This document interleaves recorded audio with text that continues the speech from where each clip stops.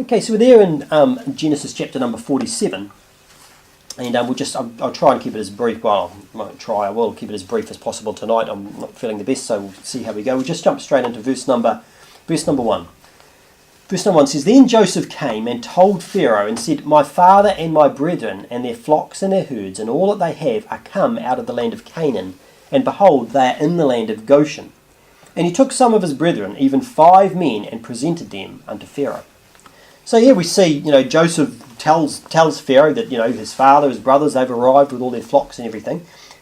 And notice in verse number 2, he says, he took some of his brethren, even 5 men, and presented them unto Pharaoh. So Joseph takes some of his brothers to meet Pharaoh. He only took 5 of them. You might think, I wonder why he only took 5 of them. Why didn't he bring them all? There's lots of possibilities. Maybe he didn't want to overwhelm Pharaoh with too many visitors. Sometimes he's one of 12 children, so you might think that might be, a lot to sort of come and bring before Pharaoh. It's possible. Having a family of 12 children might have been quite a strange thing to Pharaoh, being an Egyptian. You might say, why would that be? Well, from what we read in the Bible, it appears that the Egyptians didn't seem to reproduce as fast as the children of Israel did. If you keep your finger there in Genesis 47, just flick over a few pages to Exodus chapter number 1. Exodus chapter number 1. Have a look at this. Exodus chapter number 1, verse number 6. Exodus chapter 1, verse number 6 says, And Joseph died, and all his brethren, and all that generation. And the children of Israel were fruitful, and increased abundantly, and multiplied, and waxed exceeding mighty, and the land was filled with them. Now there rose up a new king over Egypt, which knew not Joseph. And he said unto his people, Behold, the people of the children of Israel are more and mightier than we. Come on, let us deal wisely with them, lest they multiply, and it come to pass that when there falleth out any war, they join also unto our enemies and fight against us, and so get them up out of the land. Therefore they did set over them taskmasters to afflict them with their burdens, and they built for Pharaoh treasure cities, Pithom and Ramses. But the more they afflicted them, the more they multiplied and grew, and they were grieved because of the children of Israel. So here we see that, do you notice it said there, verse number 9, And he said unto his people, Behold, the people of the children of Israel are more and mightier than we. So remember, one family went down. Jacob and his children, went down with, 70 or so. And lo and behold, a few years later, there's more of the Israelites than there are the Egyptians. You might say, how is that possible? How is it possible that those few people exceeded the number of people that were in the land of Egypt? Well, it's interesting. Sometimes we just read things and read over them. I like to look at things that the Bible says and examine them and see how does it actually stack up. And just to give you an idea here, the length of a generation is often said to be around 30. Okay, around 30, or even less than that. If you look up these people who study genealogies and stuff, and they often take 30 as being the length of a generation. It's basically, that's the if you take the children and the average age of when they had children, and so from 30 to 30. But let's just be conservative. Let's say the generation is about 40 years. Okay, if we take a generation as being 40 years, so someone has a child, 40 years later they have a child, 40 years later they have a child, 40 years later they have a child. Obviously some happen before then. Some happened sooner, some happened later. But even if we said 40, the children of Israel were in Egypt for 430 years. If you just look at Exodus chapter number 12, and verse number 40. Exodus chapter 12 and verse number 40 says, Now the sojourning of the children of Israel who dwelt in Egypt was 430 years.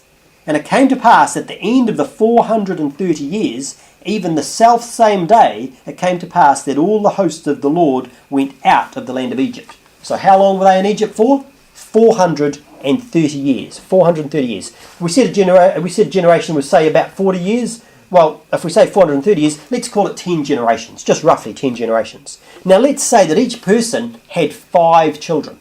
Okay, each person had 5 children. Well, how do you find out how the numbers increase? Well, if you have 5, and then each of those have 5 children, you go from 5 to 25. And then if each of those 25 have 5 children, you multiply it by 5, you go to 125. So just 5 times 5 times 5. To have 10 generations is basically 5 to the power of 10, which is 5 times 5 times 5 is 10 of them. Okay, if you do that, 5 to the power of 10. Now, obviously, we're wanting to find out how many there are in total. Obviously, the preceding generations all die out each time. So what you do is you take 5 to the power of 10 and subtract from that 5 to the power of 9. then that will give you roughly what's going to be there in that generation. And if you do that, 5 to 10 minus 5 to 9 is actually nearly 8 million. It's 7,812,500. Okay, that was if they had 5 children. Some people could have had more. I mean, we know that Jacob had more than 5 children. Some would have had less. Okay, but then you might think, well, but hang on. If the children of Israel increased from just a few, relatively few, to millions, well, how come the Egyptians didn't? How come the Israelites increased and yet the Egyptians didn't increase in that same time?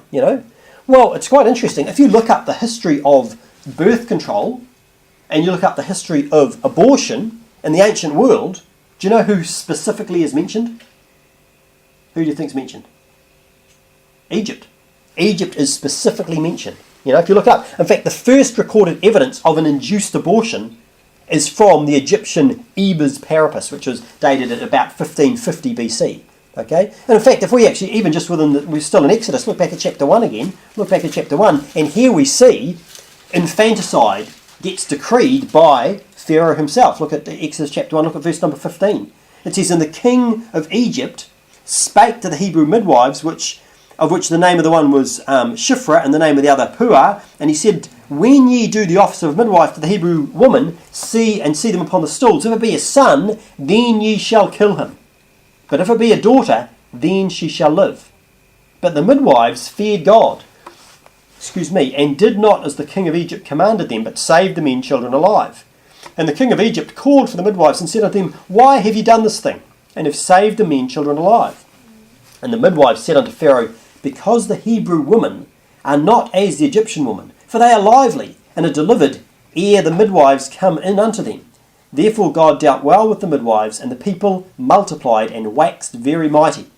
And it came to pass, because the midwives feared God, that he made them houses. And Pharaoh charged all his people, saying, Every son that is born ye shall cast into the river, and every daughter ye shall save alive. So here we see recorded, specifically, the Egyptians, Pharaoh, king of Egypt, he's wanting to kill all the male children.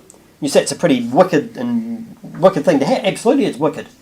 But we live in a world where we've had things like that happening. In our lifetime, China? China has had a one-child policy. I think they've relaxed it a little bit now, but I think it's still very much the culture over there where one child is all you have. Now, in China, it's actually the opposite, because male children are perceived to be more valuable. Maybe they can produce more work and income and stuff like that, and so you're better off having if you're going to have a child, have a boy rather than a girl.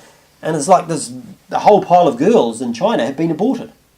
Okay, they've been murdered. And they've had special people that'll go around making sure that people are actually taking their birth control pills and all these sorts of things and so forth.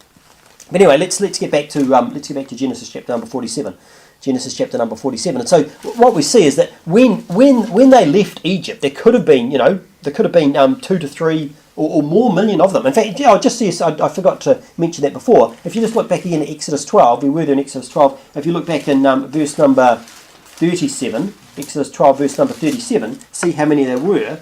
Exodus 12:37 says, And the children of Israel journeyed from Ramses to Succoth, about 600,000 on foot that were men, beside children. So you got 600,000 men, plus children as well, and obviously you've got the male children, the female children, you've got the women, and in fact there's even a mixed multitude who went up with them. There was other people that weren't even Israelites that went with them as well. So definitely it was millions of people who left Egypt. And so, but we see how it was. It doesn't, it's not that difficult to understand how they could multiply and how they could increase so quickly. Okay, most likely because they weren't engaging in some of the things that the Egyptians were, various forms of birth control, abortion, and so forth, which people do that today. There are countries, in fact, in the world where the number of people is going down. The number of people is, the birth rate is not keeping up with the death rate, which means you've got a decreasing younger population. And it's going to cause a bit of trouble because the later on generations are going to have trouble supporting these younger generations. Sorry, other way around. The older generations, as they grow old and need to be supported, they'll have difficulty being supported by the younger generation because there's not enough of them. If you've got the younger people who are working and there's only a few of them, and you've got lots of old people who are still hanging around. And of course that's why they promote things like euthanasia. You're a burden, so let's put them to death, etc. But let's not go off on that track. Okay, back in Genesis chapter number 47, verse number 3. Genesis 47, verse number 3. And Pharaoh said unto his brethren, what is your occupation? And they said unto Pharaoh, thy servants are shepherds, both we and also our fathers. They said, moreover, unto Pharaoh, for to sojourn in the land are we come, for thy servants have no pasture for their flocks, for the famine is sore in the land of Canaan. Now therefore we pray thee, let thy servants dwell in the land of Goshen. So notice here that they didn't hide from Pharaoh the fact that they were shepherds. Even though, remember we saw back in chapter number 46, we saw that, shepherds they were really highly esteemed by the Egyptians. No, it said they were an abomination, didn't it? It said, verse number 34 of chapter 46, it says that you should say, thy servants' trade hath been about cattle from our youth even until now, both we and also our fathers, that ye may dwell in the land of Goshen, for every shepherd is an abomination unto the Egyptians. So the Egyptians looked down upon shepherds. It's an abomination. It's not. They despise that sort of occupation. But this can be sort of like a picture, even though they knew that it was not thought highly of, it was an abomination. He said, look, let them know, They told him clearly, this is what we do. And that's going to be like a picture, the fact that we shouldn't hide the fact that we're Christians. Even though it's an abomination to a lot of people. A lot of people think, oh, you're a Christian. And they think that's a bad thing, and they look down on it. That's something that's despised and hated. Turn, if you would, to Luke chapter number 9. Luke chapter number 9 and verse number 26. Luke chapter number 9. Luke chapter number 9 and verse number 26. Luke chapter 9 and verse number 26.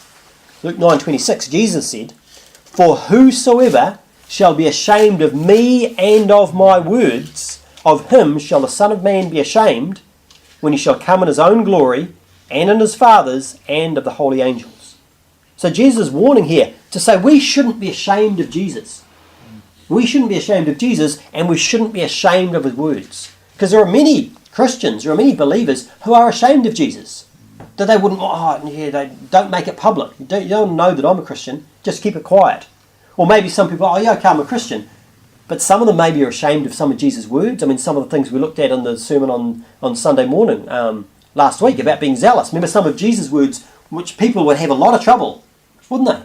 People have a lot of trouble with some of the things that Jesus said. That's not popular in today's world. Okay, but we shouldn't be like that. We should stand up and not be ashamed to be a Christian. Turn back to Genesis chapter number 47, verse number 5. Genesis 47, verse number 5. And Pharaoh spake unto Joseph, saying, thy father and thy brethren are come unto thee. And the land of Egypt is before thee. In the best of the land make thy father and brethren to dwell. In the land of Goshen let them dwell. And if thou knowest any men of activity among them, then make them rulers over my cattle. So Pharaoh is very welcoming to Joseph's family. Most likely the reason is because he thinks highly of Joseph. No doubt Joseph continued the same way that he did when he worked for Potiphar and when he was in prison. Remember it said, if you look back in Genesis 39, Genesis 39, it says it a few times actually, Genesis 39 verse, at the end of chapter 23, it says, the keeper of the prison looked not to anything that was under his hand, because the Lord was with him, and that which he did, the Lord made it to prosper. Look back at verse number 2. And the Lord was with Joseph, and he was a prosperous man, and he was in the house of his master the Egyptian. And his master saw that the Lord was with him, and that the Lord made all that he did to prosper in his hand.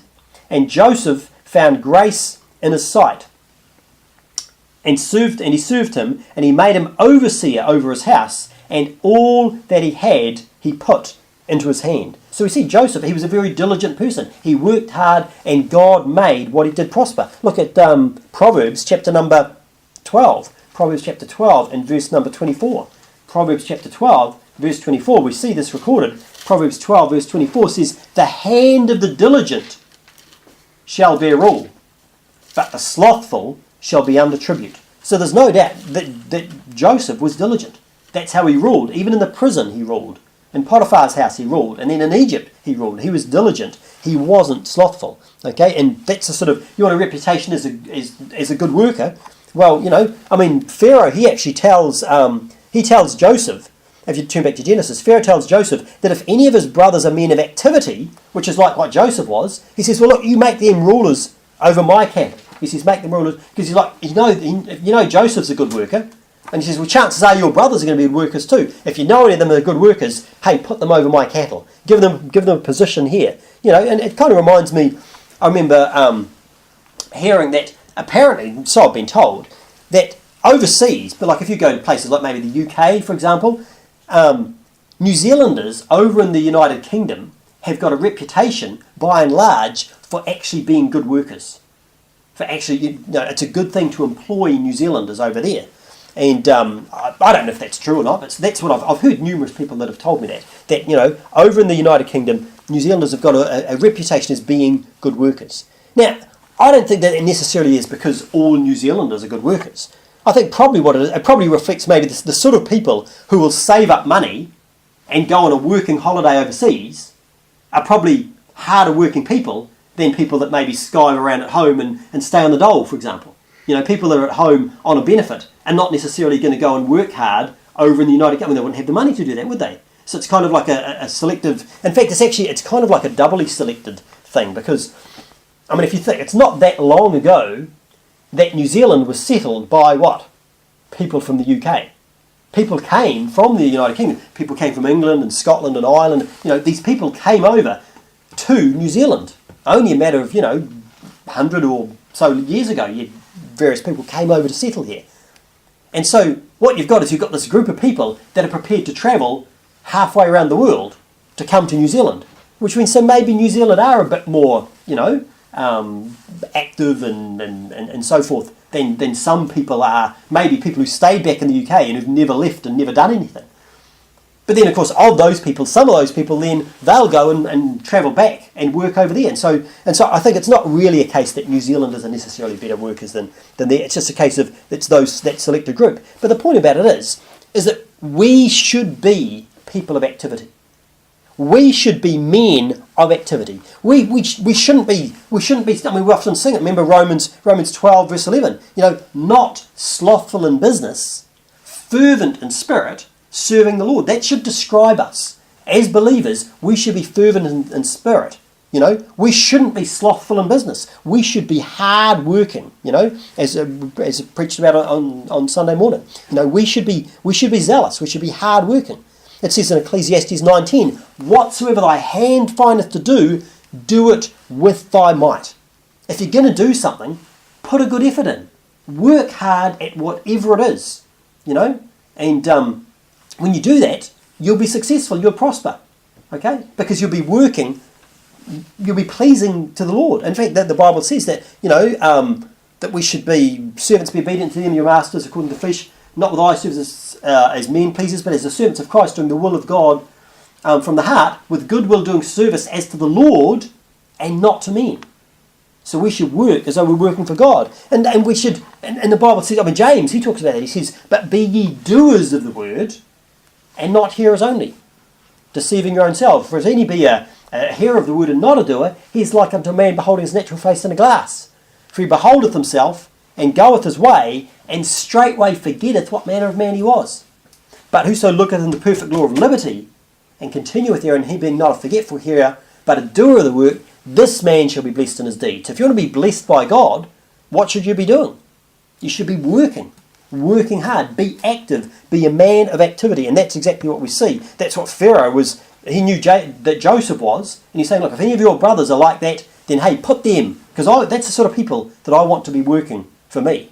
That's the people, who would want to hire someone who is lazy? Who would want to hire a lazy worker? It talks about that in Proverbs, doesn't it? It talks about like as vinegar to the teeth and as smoke to the eyes, so is the sluggard to them that send him. If you give a job that needs to be done and give it to a lazy person, it's like getting smoke in your eyes. Think you're around the campfire and the wind changes and the smoke blows in your eyes. Who likes that? It's painful. Well, guess what? Giving a job to someone who's lazy, that's painful. Why? Because it doesn't get done. So you've got to be on them to do it, or you end up doing it yourself. Okay? Turn back to Genesis chapter number 47. Genesis chapter number 47, verse number 7. It says, and Joseph brought in Jacob his father, and set him before Pharaoh, and Jacob blessed Pharaoh. And Pharaoh said unto Jacob, how old art thou? And Jacob said unto Pharaoh, the days of the years of my pilgrimage are 130 years. Few and evil have the days of the years of my life been, and have not attained unto the days of the years of the life of my fathers, and the days of their pilgrimage. So notice, Jacob, he comes before Pharaoh, he asks him how old he is. Now, why does he say? Because he says, look, the days of the year of my pilgrimage are 130. So he says, look, I'm 130. And yet he says, that's only few. He says, the days of the years of my pilgrimage are 130 years. Few and evil have the days and years of my life been. Why does he say they're few? In fact, we actually find that he doesn't die relatively soon. If you look in verse number 28, he actually dies at age 147. Look at verse 28. It says, and Jacob lived in the land of Egypt 17 years. So the whole age of Jacob was 147 years. So he lives, at this stage he's 130, but he's going to live for 17. He's going to live for 17 more years. Now, why would he say 130 is few? It's possible that he's referring to his ancestors, people who lived much longer than him. In fact, if you go back and look at the dates and add up when people were born and when they died and when they had children, you'll find out that Shem, for example, who was one of Noah's sons, who was one of the ancestors of Jacob, Shem was 603 when he died, and when Shem died, Jacob was 50. So in other words, their lives actually overlapped each other. There was Salah, he lived to be 433, and he died when Jacob was 18. Eber was 464, and he died when Jacob was 79. Okay? Now it's possible, if you've got a relative who's lived to be 400 and something or 600 and something, then understandable, if you think, I'm 130, I feel like I'm on my way out, I haven't really attained to the years of lives of my ancestors. And maybe he's talking about them. It's possible that he's not talking about them, because of course we don't know where they lived. Remember, everyone on the planet was descended from Shem, Ham, and Japheth. And so I guess it's not necessarily, all of those people in all those countries came from those three. So we don't know that he necessarily would have met Shem. We don't know, that they'd moved in different places. It's not as though there was easy communication in those days. It's possible, but, the Bible doesn't say sort of one way or the other. But even apart from that, what about, just going back a couple of generations, what about his father Abraham? Well, his father Abraham, he died when he was 175, and that was when Jacob was 15 years old. Okay? Or Isaac died when he was 180, and that was when he was 120. So Isaac only died 10 years prior to this. And if he lived to be 180, and then Jacob's down at 130, but even then, I sometimes I sort of think to myself, how did he know? Did he really know? Did Jacob know that he wouldn't attain to the age of Isaac, or the age of Abraham? Maybe. But maybe he was a bit pessimistic at this point. That's possible as well. He lived for 17 more years, but it sounds like he was talking about dying way back even before he came down to Egypt, wasn't he? And the fact is, sometimes people just think themselves old. You ever notice that? People who, it's like they're old before their time. Some people in their 30s, and it's like, they're an old man, or they're an old woman, Now, it's true that when Jacob was younger, he was very active. He worked very hard. But we don't really know how much he did later in life. A much better way to be than to be someone who's old before their time would be someone like Caleb. Have a look at Joshua chapter 14. Joshua chapter number 14. Joshua 14, we read about Caleb. Joshua chapter number 14 and verse number 6. Joshua chapter 14, verse number 6. It says, Then the children of Judah came unto Joshua in Gilgal, and Caleb, the son of Jephunneh, the Kenizzite, said unto him, Thou knowest the thing that the Lord said unto Moses, the man of God, concerning me and thee in Kadesh Barnea. 40 years old was I when Moses assumed that the Lord sent me from Kadesh Barnea to espy out the land, and I brought him word again, as it was in mine heart. Nevertheless, my brethren that went up with me made the heart of the people melt, but I wholly followed the Lord my God. And Moses sware on that day, saying, Surely the land whereon thy feet have trodden shall be thine inheritance, and thy children's forever, because thou hast wholly followed the Lord my God.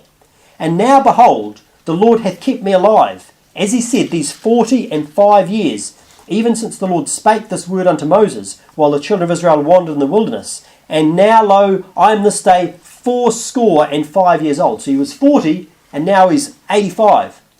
As yet I am as strong this day as I was in the day that Moses sent me.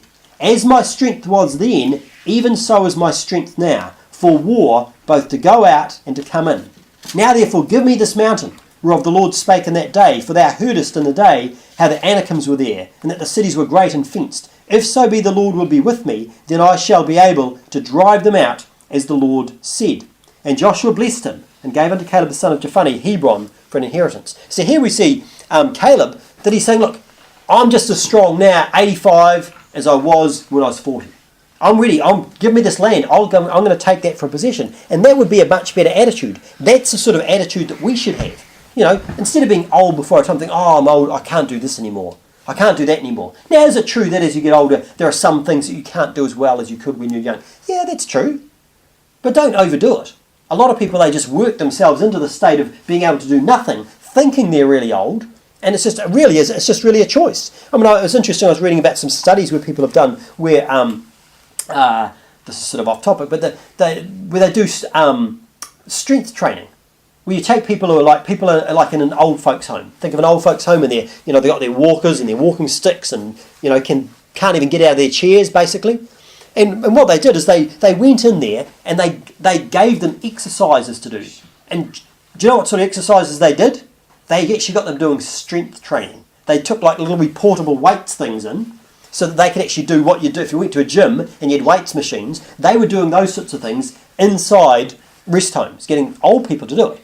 Now, do you think the average old person, are they pretty strong or are they pretty weak? Pretty weak, aren't they? They're pretty weak. But guess what happens? Do you know what happens if you exercise, if you actually try and lift heavy weights? When you're old, do you know what happens to your muscles? They get stronger. Did you know that? They actually get stronger. And what they found is by giving these people actual weight training to do, and these were people who some of them couldn't even walk unassisted, they discovered that they got, getting to, leg presses and stuff like this. And what happened is their muscles got stronger until eventually some of them, hey, I don't need a walking stick anymore. I can walk. So what was the problem with them? Was the problem that they were old? Is that why they needed a walking stick? Or was it because they weren't using their muscles and so their muscles just got weak? And that's just a fact. If you don't use things, then you atrophy away. And I've used that example. Everyone knows the example before where if you put an arm in a plaster cast, if you break your arm, stick it in a plaster cast, and it's there for, weeks or whatever, what happens when you take it out of the cast? What's happened to it? Has it got big and muscly and strong? Or is it shriveled away and got weak? It's shriveled away and got weak because it's not been used. And guess what? If you don't use what you've got, then you lose what you've got. Okay? And so we shouldn't have that attitude of, getting old before your time. Let's turn back to Genesis 47. Look at verse number 10. And Jacob blessed Pharaoh, and he went out from before Pharaoh. And Joseph placed his father and his brethren, and gave them a possession in the land of Egypt, in the best of the land, and the land of Ramesses, as Pharaoh had commanded. So Jacob, he blesses Pharaoh, and he gets given a good place to dwell in. Verse number 12.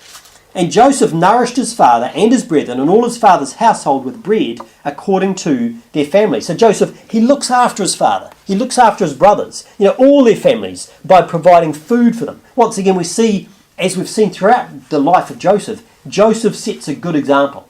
He's a good example. He's the opposite. He talks about in, you don't need to turn there, but in 1 Timothy chapter number 5, 1 Timothy chapter number 5 and verse number 8.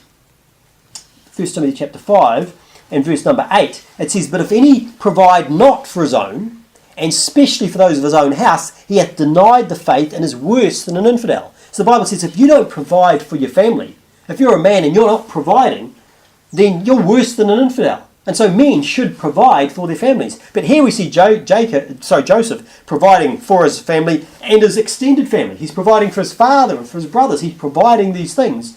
He's a good example. Galatians chapter 6 and verse number 10, Galatians chapter 6 and verse number 10, it says, As we have therefore opportunity, which Joseph had, he had opportunity, as we have therefore opportunity, let us do good unto all men, especially unto them who are of the household of faith.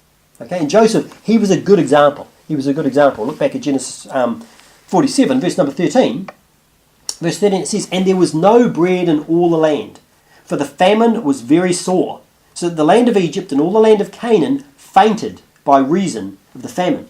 And Joseph gathered up all the money that was found in the land of Egypt, and in the land of Canaan for the corn which they bought. And Joseph brought the money into Pharaoh's house. So the famine continues. Joseph, he collects all the money in Egypt as, people are coming for him to buy corn, and he basically, he sells the stuff to them, takes all their money, and brings the money into Pharaoh's possession. Okay, this is a real case of it's like the rich are getting richer.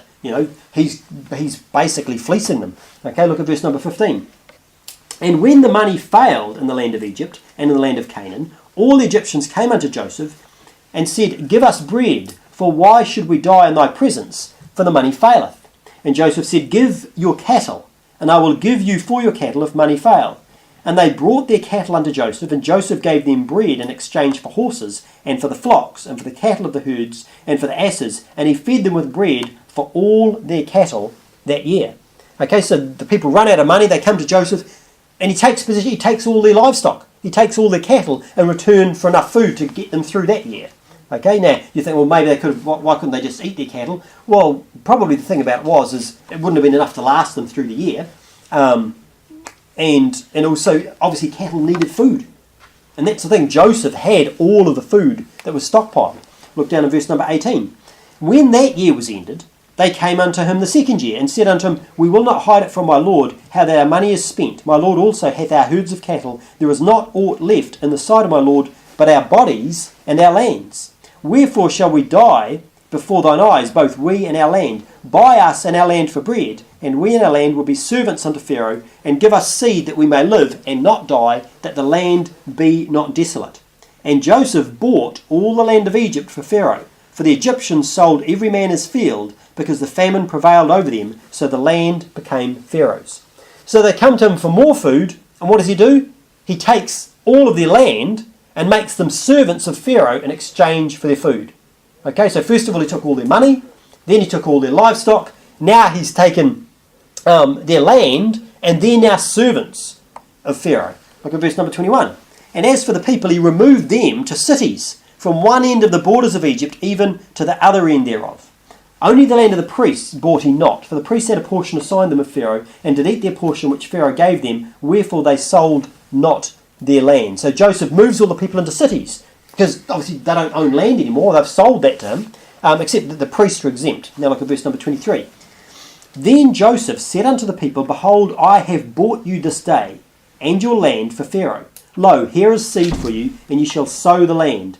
And it shall come to pass in the increase, that ye shall give the fifth part unto Pharaoh, and 4 parts shall be your own, for the seed of the field, and for your food, and for them of your households, and for food for your little ones. Okay, so Joseph imposes a permanent tax on all of the people of 20% from that time onward. So he's saying, look, he says you can, 1/5 is going to be for Pharaoh, and 4/5 are going to be yours. Now, so 20% tax is what's being imposed on these people from then on.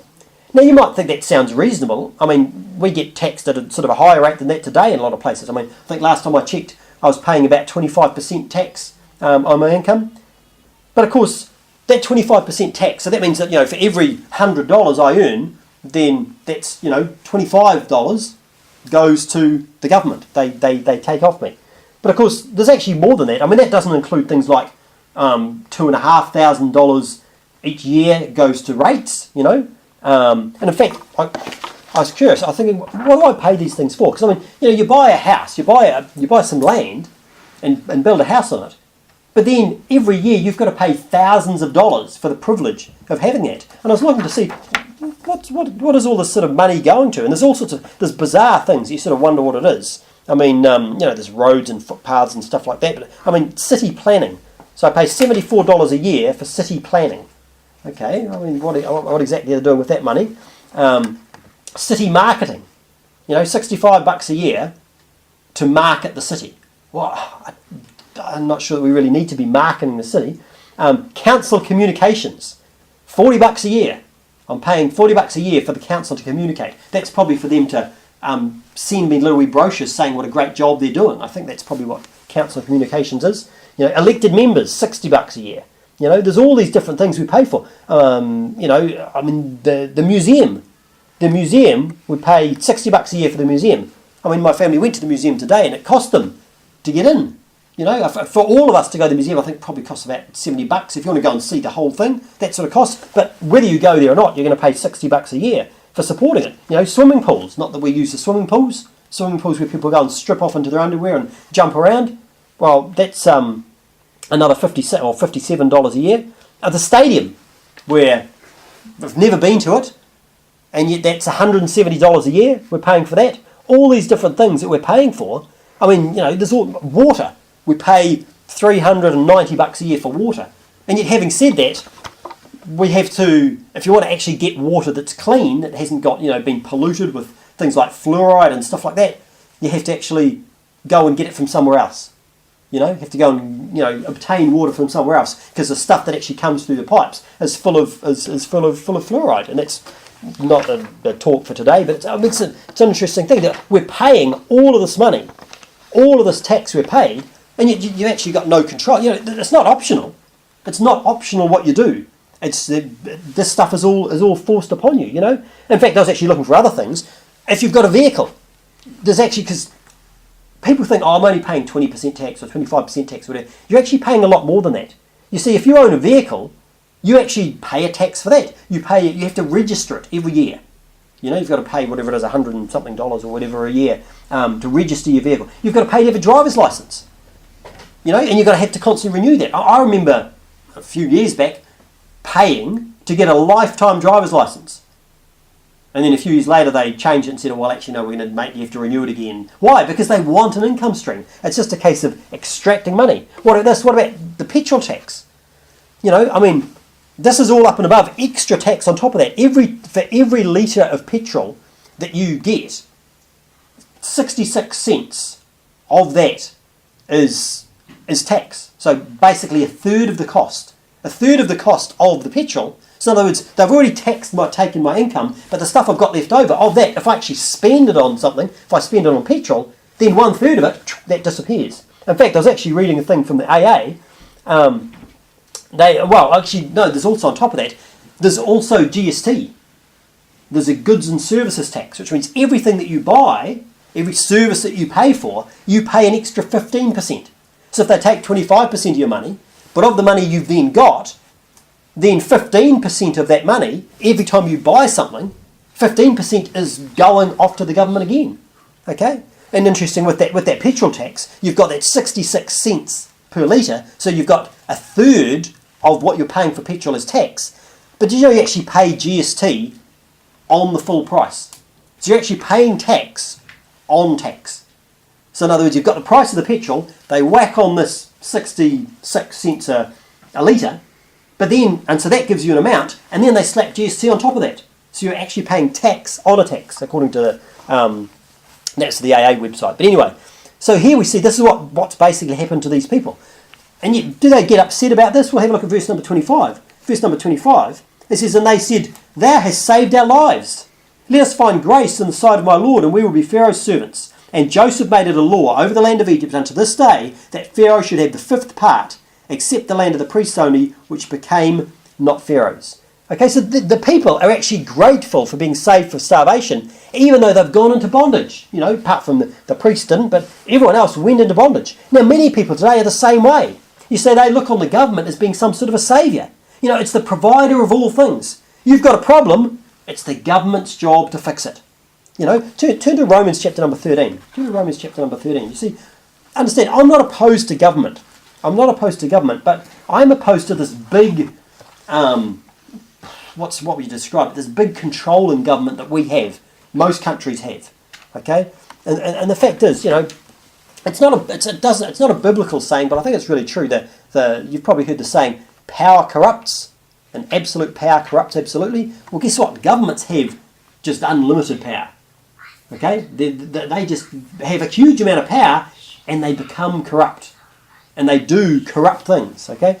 Romans chapter number 13, it says in Romans 13:1, it says, let every soul be subject unto the higher powers, for there is no power but of God. The powers that be are ordained of God. So understand, I'm not against government, because God has ordained there be powers. And this is not only talking about government. This is just saying the powers that be. And one of those powers is government.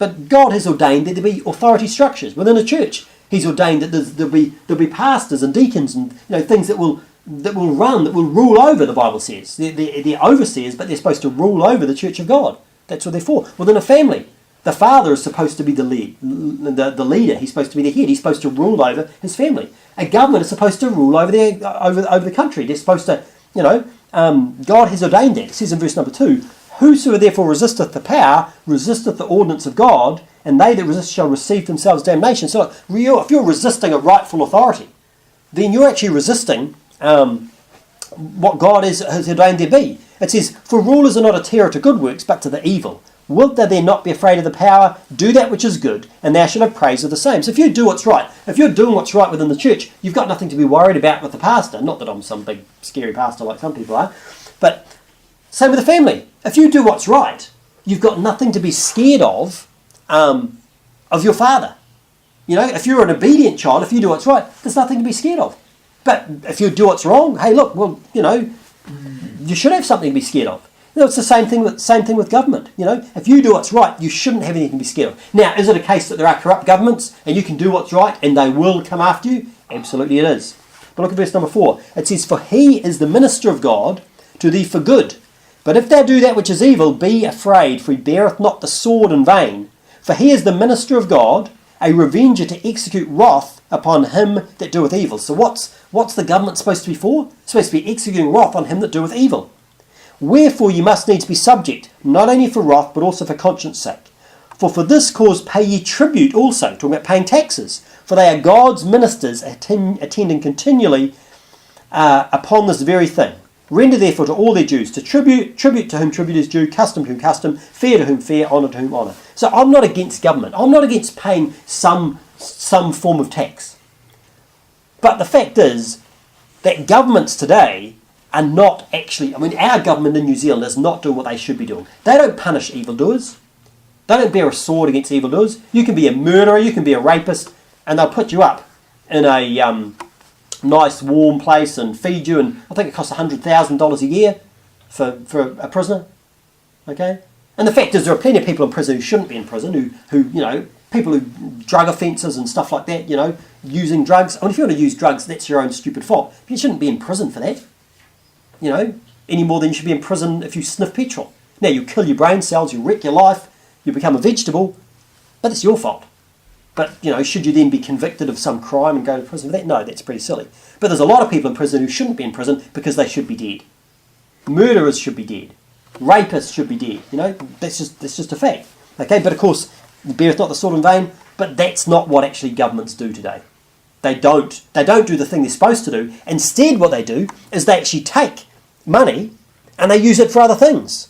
How is it right to take money out of people's pockets and use it to pay to have babies murdered by abortion doctors? How is that right? How is that a right thing? That they're taking money from everybody, and part of that money they divvy out, because it gets funded. It gets funded. Abortion gets funded. And the fact is, it says in Isaiah 5:20, it says, woe unto them that call evil good and good evil, that put darkness for light and light for darkness, and put bitter for sweet and sweet for bitter. And we live in a day where if you say abortion's wrong, if you say abortion's murder, there's something wrong with you, you're evil. And yet the people that are paying to have these babies murdered, that's good. It's a good thing they're doing. No, it's not. It's wicked. It's absolutely wicked. Let's get back to Genesis 47. Better finish up. Verse number 27. Verse 27, and Israel dwelt in the land of Egypt, in the country of Goshen, and they had possessions therein, and grew and multiplied exceedingly. So the Israelites, they're multiplying in the land of Goshen. Obviously, they're having lots of children. Is it a good thing to have a lot of children? Absolutely it is. It's something that God's commanded right from the very start. If you look in Genesis chapter 1 and verse number 28, right from the very start, Genesis 1 verse 28, it says, and God blessed them. This is Adam and Eve. God blessed them, and God said unto them, be fruitful and multiply, and replenish the earth and subdue it, and have dominion over the fish of the sea, and over the fowl of the air, and over every living thing that moveth upon the earth. Have a look at chapter number 9. Chapter number 9 and verse number 7, it says, and you, talking to Noah after they get off the ark, and you be ye fruitful and multiply, and bring forth abundantly in the earth, and multiply therein. Have a look at chapter number 28. Chapter number 28 and verse number 3. chapter 28 and verse number 3, and this is Isaac speaking to Jacob, and he says, "And God Almighty bless thee, and make thee fruitful, and multiply thee, and that thou mayest be a multitude of people." Look at chapter 35 and verse number 11. Chapter 35 and verse number 11. Chapter 35, verse number 11. "And God said unto him, I am God Almighty. Be fruitful and multiply. A nation and a company of nations shall be of thee, and kings shall come out of thy loins." You then turn back to Genesis 47. In fact, if you just look across the page, Genesis 48 and verse number 3. "And Jacob said unto Joseph, God Almighty appeared unto me at Luz in the land of Canaan, and blessed me, and said unto me, Behold, I will make thee fruitful, and multiply thee, and I will make of thee a multitude of people, and will give this land to thy seed after thee for an everlasting possession." So here we see over and over, God is saying, look, be fruitful, multiply. In fact, I'm going to do this to you. You see, children, it's a blessing to have plenty of children. It's a blessing to have plenty of children. I'm grateful, I'm glad for every child I have. And, for a lot of people today, that's not what they're into. Have a couple of children. Have one child. Now, if that's all you have, because that's all that comes along, hey, that's fine. But a lot of people choose to only have one or two children, or even to have no children. There's many people, they're just, children, they're a bit of a burden. They're expensive. I'd rather spend my money and travel around the world and do all this sort of stuff. No. What does it say in Psalm 127? Psalm 127 verse 3 says, "Lo, children are an heritage of the Lord, and the fruit of the womb is his reward. As arrows are in the hand of a mighty man, so are the children of the youth. Happy is the man that hath his quiver full of them. They shall not be ashamed, but they shall speak with the enemies in the gate." Happy is the man that hath his quiver full of them. It's a good thing. It's a blessing to have lots of children. Children are a good thing. They're a blessing from God. And here we see this is what was happening with the Israelites. They're multiplying. They grew and they multiplied exceedingly. Let's finish up. Look at verse number 28. "And Jacob lived in the land of Egypt 17 years. So the whole age of Jacob was 147 years. And the time drew nigh that Israel must die. And he called his son Joseph and said unto him, If now I have found grace in thy sight, put I pray thee thy hand under my thigh, and deal kindly and truly with me. Bury me not, I pray thee, in Egypt. So I will lie with my fathers, and thou shalt carry me out of Egypt, and bury me in their burying place. And he said, I will do as thou hast said. And he said, Swear unto me. And he sware unto him. And Israel bowed himself upon the bed's head. So here we see Jacob, he lived to be 147. He's about to die, so he calls in Joseph, and he makes him promise to bury him with his ancestors. If you look just over the page at chapter 49, verse number 30, chapter 49, verse 30 says, In the cave that is in the field of Machpelah, which is before Mamre, in the land of Canaan, which Abraham bought with the field of Ephron the Hittite for possession of a burying place, there they buried Abraham and Sarah, his wife. There they buried Isaac and Rebekah, his wife, and there I buried Leah. Okay, and so the pursuit of the field and of the cave that is therein was from the children of Heth. So here he's saying, look, this is the place where I want you to bury me. And then if we look in chapter 50, verse number 12, And his sons did unto him according as he commanded them. This is after he dies. For his sons carried him into the land of Canaan, and buried him in the cave of the field of Machpelah, which Abraham bought with the field for possession of a burying place of Ephron the Hittite before Mamre. And Joseph returned into Egypt, he and all his brethren, and all that went up with him to bury his father after he had buried his father. So Jacob makes him promise, please bury me with my fathers, with my ancestors, and that's what Joseph does. So in this chapter we've seen Joseph and his family. They've been multiplying. They've been prospering even in the midst of famine. They've actually fared better than the Egyptians. The Egyptians have been ripped off, and yet we see the Israelites, they've actually multiplied, and we see that it's a fact that hard times are going to come in everyone's life. There's going to be hard times. Everyone goes through hard times. I mean, here, 7 years of famine, that's a pretty hard time. But the thing is, if we walk with God, if we're faithful to him, he can bless us over and above all that we ask or think. It says, don't need to turn there, but in Ephesians chapter 3, verse 20, actually turn to Psalm 37, last scripture we'll look at, Psalm number 37. But in Ephesians chapter 3 and verse number 20, it says, Now unto him that is able to do exceeding abundantly above all that we ask or think, according to the power that worketh in us. Unto him be glory in the church, by Christ Jesus, throughout all ages, world without end. Amen. You're there in Psalm 37 Look at Psalm 37, verse number 3. Psalm 37, verse number 3. This is a great psalm. There's so many wonderful parts. Look at verse number 3. It says, trust in the Lord and do good. So shalt thou dwell in the land, and verily thou shalt be fed. What's God promising here? Trusting in him, doing good, you're going to be fed. Delight thyself also in the Lord, and he shall give thee the desires of thine heart. Commit thy way unto the Lord, trust also in him, and he shall bring it to pass. And he shall bring forth thy righteousness as the light, and thy judgment as the noonday. Rest in the Lord, and wait patiently for him. Fret not thyself because of him who prospereth in his way, because of the man who bringeth wicked devices to pass. Cease from anger and forsake wrath. Fret not thyself in any wise to do evil, for evildoers shall be cut off. But those that wait upon the Lord, they shall inherit the earth.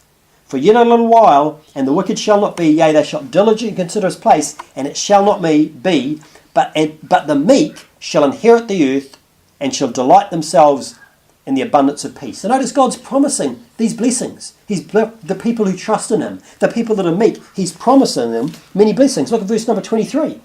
It says, the steps of a good man are ordered by the Lord, and he delighteth in his way. Though he fall, even though bad things will happen. I mean, didn't it seem for Joseph like bad things had happened to him? You know, sold into slavery. You know, he was off in prison. The steps of a good man are ordered by the Lord, he delighteth in his way. Though he fall, he shall not be utterly cast down, for the Lord upholdeth him with his hand. I've been young and now I'm old, yet have I not seen the righteous forsaken, nor his seed begging bread. If you're righteous, God, look, this is a promise of God. He is ever merciful and lendeth, and his seed is blessed. Depart from evil and do good, and dwell forevermore. For the Lord loveth judgment, and forsaketh not his saints. They are preserved forever. But the seed of the wicked shall be cut off. The righteous shall inherit the land, and shall dwell therein forever. And over and over we see God, he's just promising. These are the blessings that you'll have if you trust in me, if you do what's right. Look at verse number 37. Verse number 37, it says, mark the perfect man, and behold the upright, for the end of that man is peace. But the transgressors shall be destroyed together. The end of the wicked shall be cut off. But the salvation of the righteous is of the Lord. He is their strength in time of trouble. Time of famine, hard times. And the Lord shall help them and deliver them. He shall deliver them from the wicked and save them because they trust in him. So, this chapter, in chapter 47, it pretty much contains the only really bad thing about Joseph, I think. You know, when we see him taxing the population, basically stealing their possessions and giving them to Pharaoh.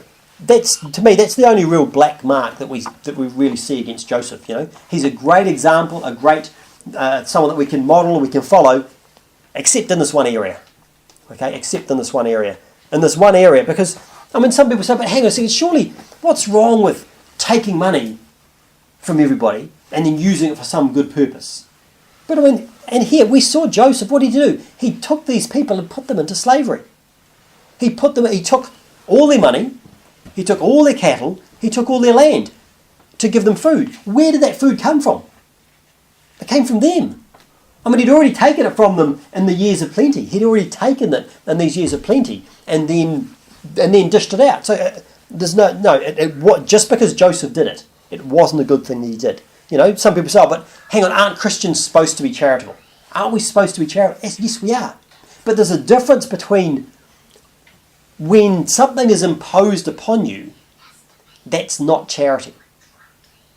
See, charity is you giving of your own. You know, you putting your hand into your own wallet, you dipping in and taking your money and giving it. But if I take your wallet and take money out of that to give to some poor person, that's not charity anymore. That's stealing. Okay? And that's the sort of charity that's around today, where the government steals from everybody. You know, they take much more than they should and use it for things that they've got no business to do. Okay? And so that's not... And here in this chapter we've seen an example of that. An example of a government that's ripping people off. And nothing's changed. I mean, how long ago was this? How long ago was this saying that it's going to be, from now on, you're going to pay 20%? Well, guess what? It's now 2018 and we're paying more than that. A lot more than that. You know, 20% would be good. If that was all you paid with the fuel taxes and the GST and everything, that would be great. But it's not. Anyway, let's pray. Gracious Lord, we thank you for your word and thank you for, once again, the example of Joseph. And even here when we see him doing something that wasn't right. You know, Help us to learn to not be someone that would rip people off. You know, I mean, he was doing it at a governmental level, which we see in the world all around us today. But help us not to rip people off in our daily lives. Help us to pay people fairly, not to take advantage of people if we're in a position of power. Help us to be humble. Help us to trust in you, knowing that you will provide whatever the situation. That we don't need to right the wrongs. That it's up to you, Lord. You can repay, and you're the one that can cast down, and you're the one that can lift up. Lord, we thank you and praise you and love you in Jesus' precious name. Amen.